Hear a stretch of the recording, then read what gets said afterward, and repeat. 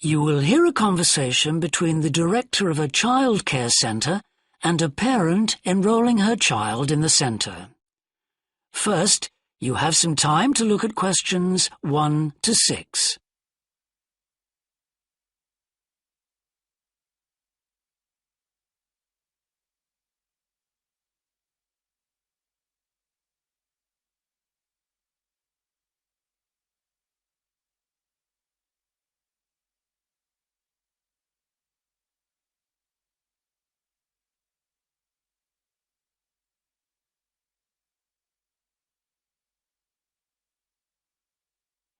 Now we shall begin. You should answer the questions as you listen, because you will not hear the recording a second time. Listen carefully and answer questions 1 to 6. Good morning. Welcome to the Early Learning Childcare Centre. How may I help you? Hi, I spoke to you last week about enrolling my daughter for next year. Oh, yes. I'll just get some details from you. So, you're her mother? That's right. And can I have your name? It's Carol Smith. And your daughter's name? It's Kate. Now, we have several groups at the centre and we cater for children from 3 to 5 years old. How old is your daughter? She's 3 now, but she turns 4 next month. I'll put 4 down because that's how old she'll be when she starts. Fine. She's so excited about her birthday and coming to the centre. Oh, that's good to hear. And what's your address? It's 46 Wombat Road.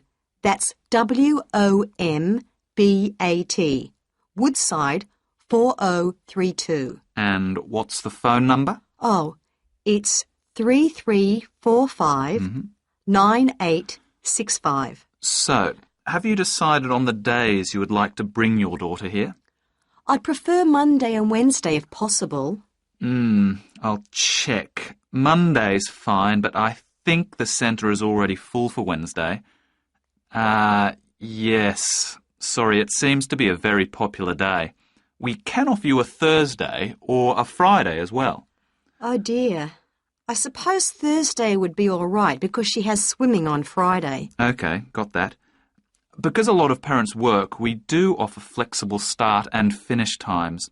We're open from 7:30 in the morning until 6 o'clock at night. What time would you like your daughter to start?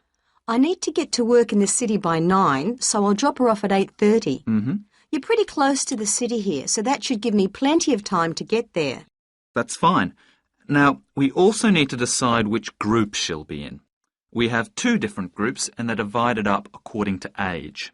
There's the green group, which is for 3 to 4-year-olds, and then there's the red group, which is for 4 to 5-year-olds. She's quite mature for her age and she can already write her name and read a little. Well, I'll put her in the red group and we can always change her to the green one if there are any problems. That sounds fine. OK, let's move on to meals. We can provide breakfast, lunch and dinner. As she's finishing pretty early, she won't need dinner. Will you give her breakfast before she comes? Yes, she'll only need lunch. Before you hear the rest of the conversation, you have some time to look at questions 7 to 10.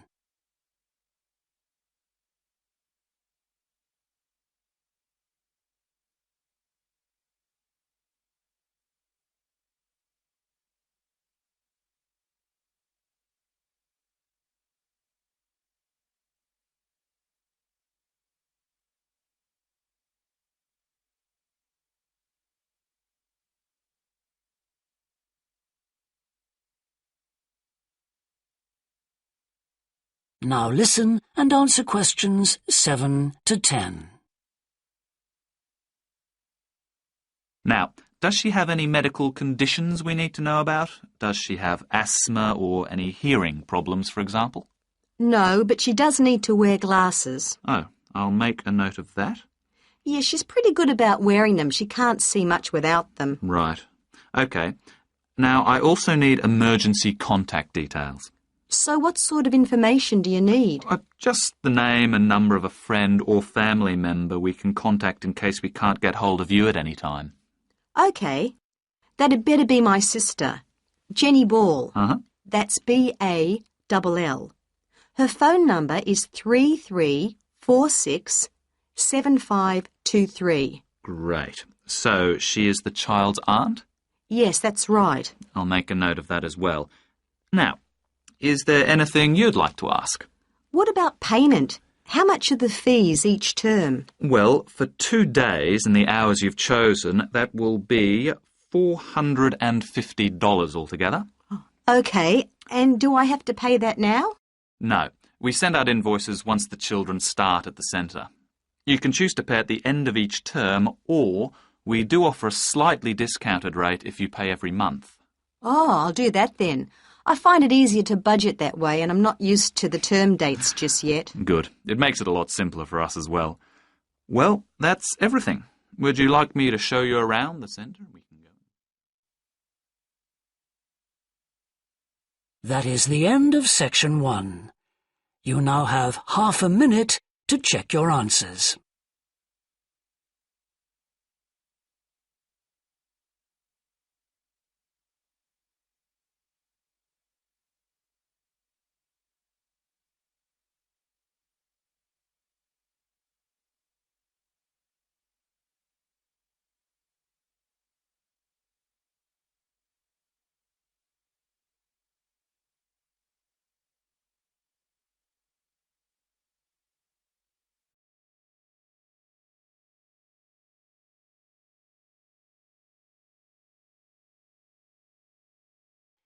You will hear a woman called Alice Bustle talking on the radio about the Dolphin Conservation Trust, an organisation which tries to protect dolphins.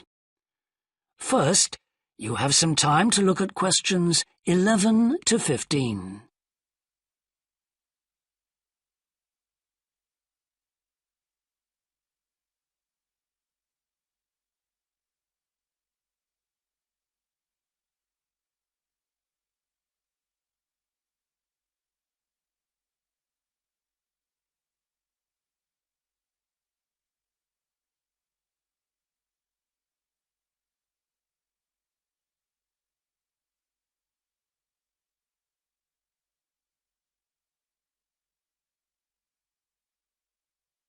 Now listen carefully and answer questions 11 to 15.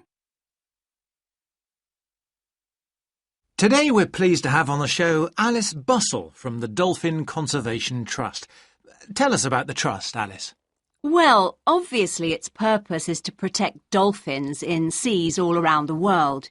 It tries to raise people's awareness of the problems these marine creatures are suffering because of pollution and other threats.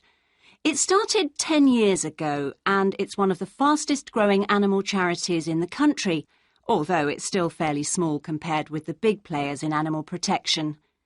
We're particularly proud of the work we do in education. Last year, we visited a huge number of schools in different parts of the country, going round to talk to children and young people aged from 5 to 18. In fact, about 35% of our members are children. Oh. The charity uses its money to support campaigns, for example, for changes in fishing policy and so forth. It hopes soon to be able to employ its first full-time biologist with dolphin expertise to monitor populations. Of course, many people give their services on a voluntary basis, and we now have volunteers working in observation, office work and other things. I should also tell you about the award we won from the Charity Commission last year for our work in education. Although it's not meant an enormous amount of money for us, it has made our activities even more widely publicised and understood. In the long term, it may not bring in extra members, but we're hoping it'll have this effect. Is it possible to see dolphins in UK waters? Yes, in several locations. And we have a big project in the east part of Scotland. This has long been a haven for dolphins because it has very little shipping. However, that may be about to change soon because oil companies want to increase exploration there. We're campaigning against this because although there'll be little pollution from oil, exploration creates a lot of underwater noise. It means the dolphins can't rest and socialise.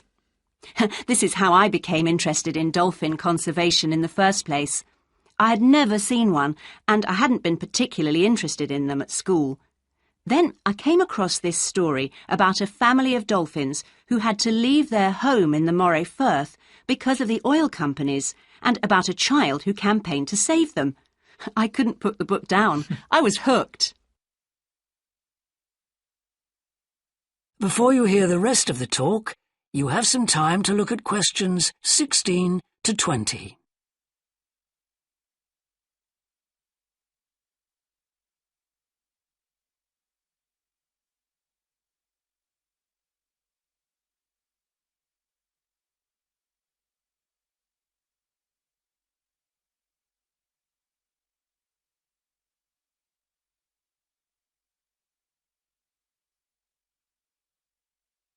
Now listen and answer questions 16 to 20.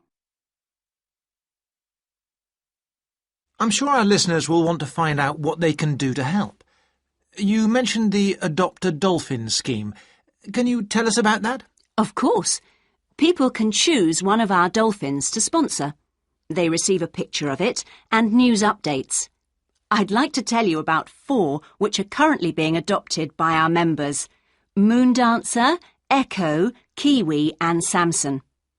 Unfortunately, Echo is being rather elusive this year and hasn't yet been sighted by our observers, but we remain optimistic that he'll be out there soon. All the others have been out in force. Samson and Moondancer are often photographed together, but it's Kiwi who's our real character, as she seems to love coming up close for the cameras, and we've captured her on film hundreds of times. They all have their own personalities.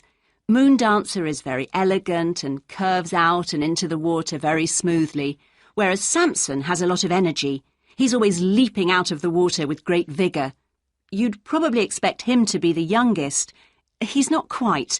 That's Kiwi. But Samson's the latest of our dolphins to be chosen for the scheme. Kiwi makes a lot of noise, so we can often pick her out straight away. Echo and Moondancer are noisy too, but Moondancer's easy to find because she has a particularly large fin on her back, which makes her easy to identify. So, yes, they're all very different. Well, they sound a fascinating group. And how would you go about... That is the end of section 2. You now have half a minute to check your answers.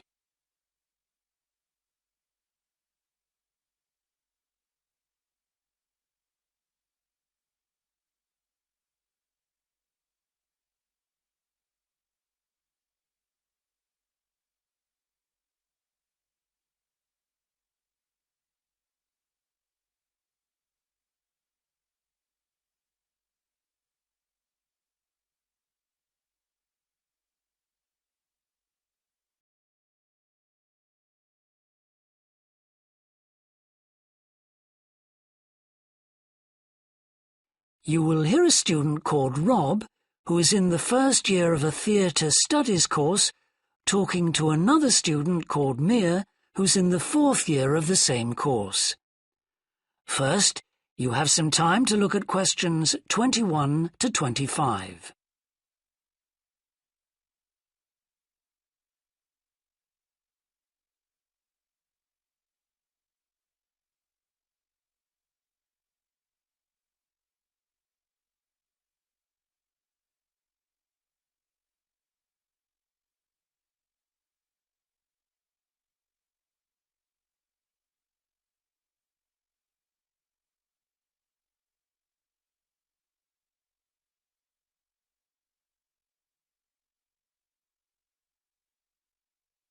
Now listen carefully and answer questions 21 to 25. Hi, Rob. How's the course going? Oh, hi, Mia. Yeah, great. I can't believe the first term's nearly over. I saw your group's performance last night at the student theatre. It was good. Really? Yeah, but now we have to write a report on the whole thing, an in-depth analysis. I don't know where to start. Like, I have to write about the role I played, the doctor, how I developed the character. Well, what was your starting point? My grandfather was a doctor before he retired, and I just based it on him. OK, but how? Did you talk to him about it? He must have all sorts of stories, but he never says much about his work, even now. He has a sort of authority, though. So, how did you manage to capture that? I'd visualise what he must have been like in the past when he was sitting in his consulting room listening to his patients. OK, so that's what you explain in your report. Right. Then there's the issue of atmosphere. So, in the first scene, we needed to know how boring life was in the doctor's village in the 1950s. So when the curtain went up on the first scene in the waiting room, there was that long silence before anyone spoke. And then people kept saying the same thing over and over, like, cold, isn't it? Yes, and everyone wore grey and brown and just sat in a row. Yes, all those details of the production. And I have to analyse how I functioned in the group, what I found out about myself. I know I was so frustrated at times when we couldn't agree. Yes. So did one person emerge as the leader? Sophia did. That was okay. She helped us work out exactly what to do for the production, and that made me feel better, I suppose. When you understood what needed doing? Yes. And Sophia did some research too. That was useful in developing our approach. Like what? Well, she found these articles from the 1950s about how relationships between children and their parents, or between the public and people like bank managers or the police, were shifting. Interesting. And did you have any practical problems to overcome? Well, in the final rehearsal, everything was going fine until the last scene. That's where the doctor's first patient appears on stage on his own. The one in the wheelchair? Yes. And he had this really long speech, with the stage all dark except for one spotlight. And then that stuck somehow, so it was shining on the wrong side of the stage. But anyway, we got that fixed, thank goodness. Yes, it was fine on the night.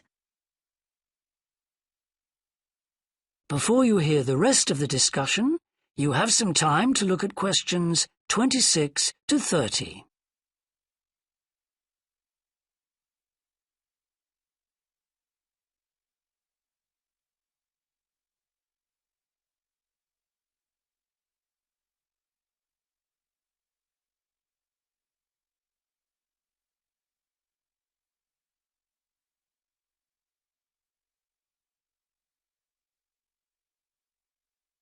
Now listen and answer questions 26 to 30.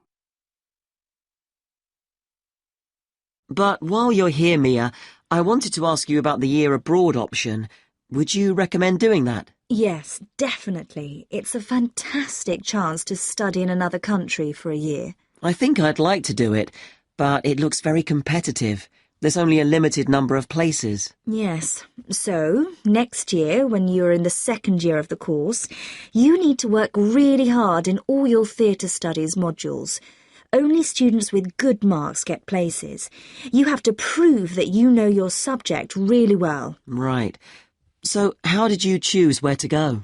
Well, I decided I wanted a programme that would fit in with what I wanted to do after I graduate. So I looked for a university with emphasis on acting rather than directing, for example. It depends on you. Then about 6 months before you go, you have to email the scheme coordinator with your top 3 choices. I had a friend who missed the deadline and didn't get her first choice, so you do need to get a move on at that stage. You'll find that certain places are very popular with everyone. And don't you have to write a personal statement at that stage? Yes. Right. I'll get some of the final year students to give me some tips. Maybe see if I can read what they wrote. I think that's a very good idea. I don't mind showing you what I did. And while you're abroad, don't make the mistake I made. I got so involved I forgot all about making arrangements for when I came back here for the final year. Make sure you stay in touch so they know your choices for the optional modules. You don't want to miss out doing your preferred specialisms. Right. That is the end of section 3. You now have half a minute to check your answers.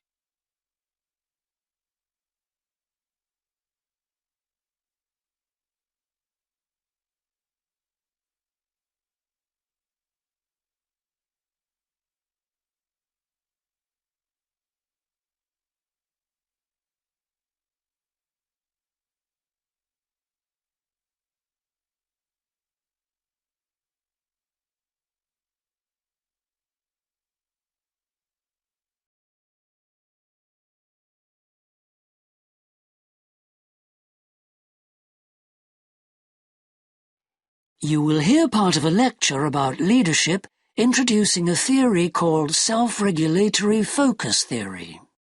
First, you have some time to look at questions 31 to 40.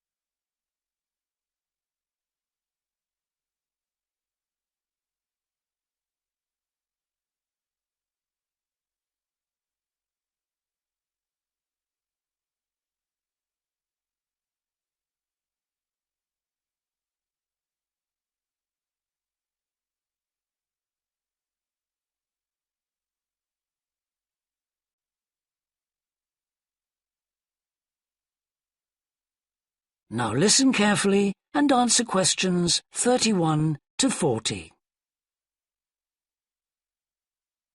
Today, I want to talk about self-regulatory focus theory and how the actions of leaders can affect the way followers approach different situations. Self-regulatory focus theory is a theory developed by Torrey Higgins. He says that a person's focus at any given time is to either approach pleasure or avoid pain.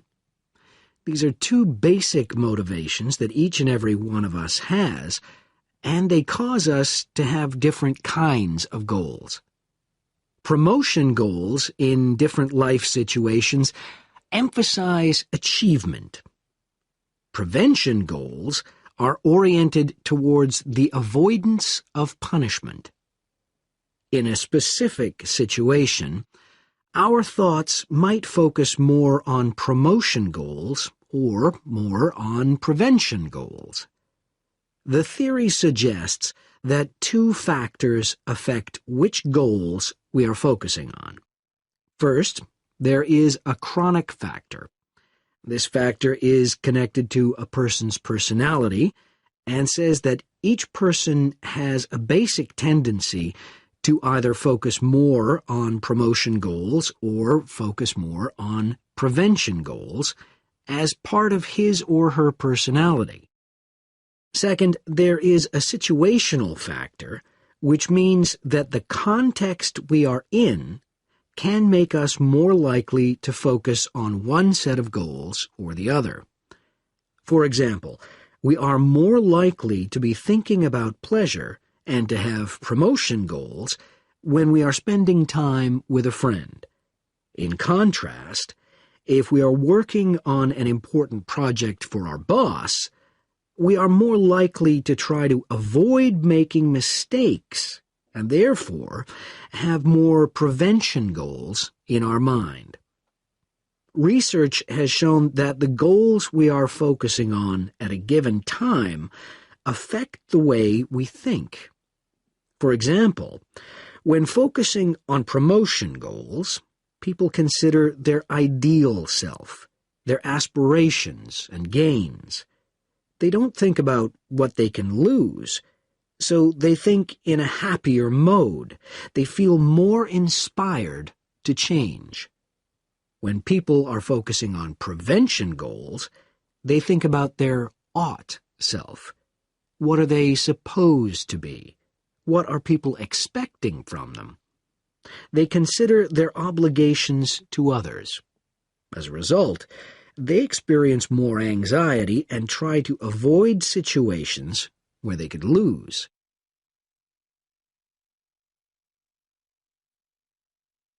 Now that I have talked about the two focuses and how they affect people, I want to look at the idea that the way leaders behave, or their style of leading, can affect the focus that followers adopt in a specific situation. In talking about leadership, We often mention transformational leaders and transactional leaders. Transformational leaders, when interacting with their followers, focus on their development. In their words and actions, transformational leaders highlight change. Their speech is passionate and conveys a definitive vision. All of these things can encourage followers to think about what could be. In other words, they inspire a promotion focus in their followers. In contrast, transactional leaders focus on developing clear structures that tell their followers exactly what is expected of them. While they do explain the rewards people will get for following orders, they emphasize more how a follower will be punished, or that a follower won't get rewarded if his or her behavior doesn't change. In short, they emphasize the consequences of making a mistake.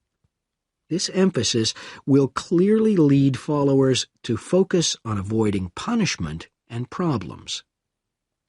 This is clearly a prevention focus. In conclusion, it is important to understand that one focus is not necessarily better than the other one. For a designer who works in a field where a lot of innovation is needed, a promotion focus is probably better.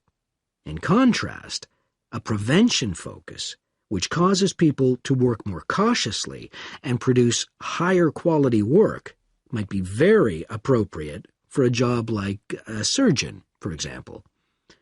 The main point of the research, though, is that the actions of leaders can greatly influence whether people approach a situation with more of a promotion focus or more of a prevention focus.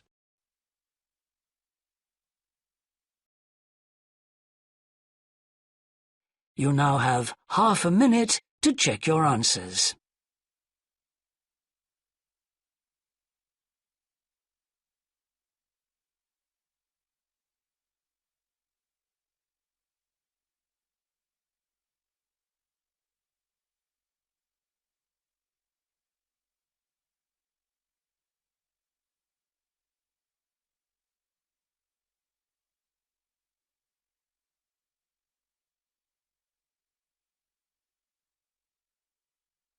That is the end of the listening test. In the Ielts test, you would now have 10 minutes to transfer your answers to the answer sheet.